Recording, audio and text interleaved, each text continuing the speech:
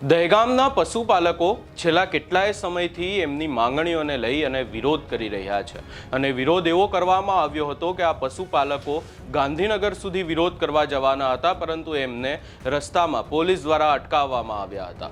હવે આ તમામ બાબતને લઈ અને એમની માંગણીઓ તો હજી સુધી એ જ છે, પરંતુ તંત્ર દ્વારા એમની માંગણીઓ કોઈ પણ પ્રકારે સાંભળવામાં નથી આવતી અને હવે આખી બાબતને લઈ અને આ પશુપાલકોના સમર્થનમાં ગોપાલ ઇટાલિયા આવ્યા છે। શું છે સમગ્ર મામલો, ગોપાલ ઇટાલિયાએ કેવી રીતે સમર્થનમાં આવ્યા છે એની વિગતે ચર્ચા કરીશું। નમસ્કાર, હું છું ઉજ્જવલ અને આપ જોઈ રહ્યા છો નિર્ભય ન્યૂઝ।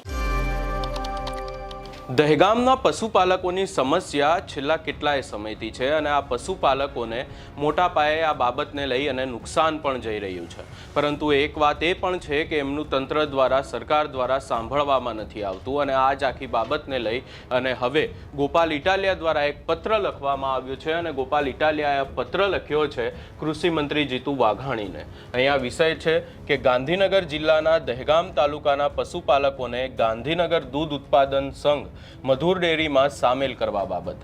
હવે આખી બાબત કંઈક એવી છે કે મધુર ડેરી જે દહેગામના પશુપાલકો છે એમની એવી માંગણી છે કે એમને જે આખું દૂધ ઉત્પાદન છે એ મધુર ડેરીમાં એમને જે સામેલ કરવામાં આવે ને આ જ આખી બાબતને લઈ અને વિરોધ પણ થઈ રહ્યો છે। વધુમાં જો ચર્ચા કરીએ તો અહીંયા લખવામાં આવ્યું છે કે જય કિસાન સાથે જણાવવાનું કે છેલ્લા ઘણા સમયથી ગાંધીનગર જિલ્લાના દહેગામ તાલુકાના તમામ પશુપાલકોની માંગણીઓ બાબતે મારી વિગતવારની હકીકત અને રજૂઆત નીચે પ્રમાણે છે, જે ધ્યાને લેવા વિનંતી છે।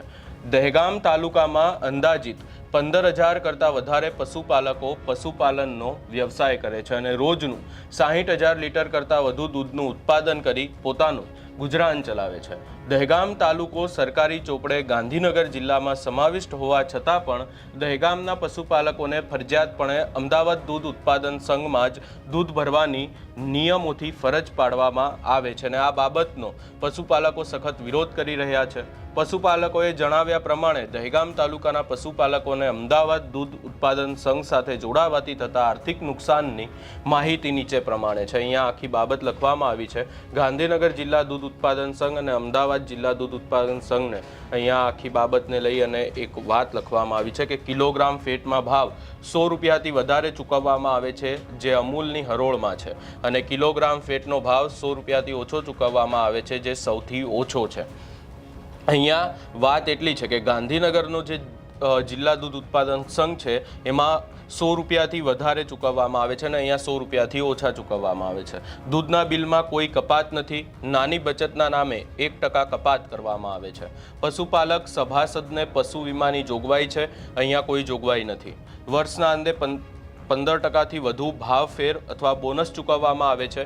સંઘની નાણાકીય પરિસ્થિતિ અનુસાર ઉચ્ચક સહાય આપવામાં આવે છે, એવી વાત અહીંયા કરવામાં આવી છે। વધુમાં લખવામાં આવ્યું છે કે કુપોષણ કપાત નથી, ગ્રાહક દીઠ મહિને 10 રૂપિયા કાપે છે, દૂધના પૈસા જમા રાખવામાં આવતા નથી અને મંડળીઓ લાખો રૂપિયા જમા રાખે છે, એટલે કે જે ખેડૂતોને દૂધના પૈસા આપવાના હોય એ પૈસા જમા રાખવામાં આવે છે, એવી પણ વાત કરવામાં આવી છે। અને અહીંયા લખવામાં આવ્યું છે કે આમ ઉપરોક્ત જણાવ્યા પ્રમાણે દહેગામ તાલુકાને જો ગાંધીનગર દૂધ ઉત્પાદન સંઘ સાથે મિલ્ક હેડ એરિયામાં જોડાણ કરવામાં આવે તો પશુપાલકોને ખૂબ મોટો આર્થિક ફાયદો થાય તેમ છે। સરકારી કાયદાઓની વિવિધ જોગવાઈઓની આડ લઈ અને કાયદાની જોગવાઈઓનો દુરુપયોગ કરી પશુપાલકોને નુકસાન જાય તેવા નિર્ણયો કરવા બાબતે પશુપાલકોને ફાયદો થાય તે પ્રકારે નિર્ણય કરવા જોઈએ। કોઈ પણ કાયદા કે નિયમોનો અંતિમ ઉદ્દેશ્ય માણસને તેના હક આપવા માટેનો જ હોવો જોઈએ। નિયમોની આડસ લઈ અને પશુપાલકોને આર્થિક નુકસાનીમાં નાખી શકાય નહીં।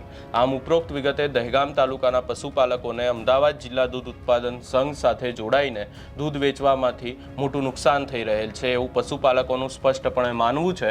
દહેગામના ખેડૂતોને ગાંધીનગર જિલ્લા દૂધ ઉત્પાદન સંઘ સાથે જોડવામાં આવે તો વધુ આર્થિક ફાયદો થાય છે।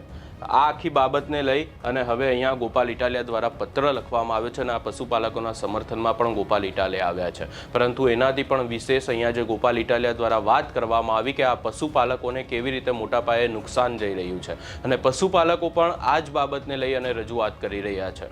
પરંતુ વાત એવી પણ છે અને વાત એ પણ સામે આવી છે કે આ પશુપાલકોનું સાંભળવામાં જ નથી આવતું। છેલ્લા કેટલાય સમયથી આ પશુપાલકો વિરોધ કરી રહ્યા છે, પરંતુ એમની પોલીસ દ્વારા અટકાયત કરવા કરવામાં આવી રહી છે. ગાંધીનગરમાં હાલ વિધાનસભાનું સત્ર ચાલી રહ્યો છે અને આ પશુપાલકોએ ગાંધીનગર જવાનો પણ પ્રયાસ કર્યો, પરંતુ ત્યારે પણ તેમની અટકાયત કરવામાં આવી હતી. હવે જોવાનું રહેશે કે આખી બાબતને લઈ અને પશુપાલકોનું સાંભળવામાં આવે છે કે નહીં. આ સમગ્ર બાબતે તમારું શું અભિપ્રાય છે અમને કમેન્ટ કરી જરૂર જણાવશો અને અમારી ચેનલ નિર્ભય ન્યૂઝને લાઇક, શેર, સબસ્ક્રાઇબ કરવાનું ભૂલશો નહીં.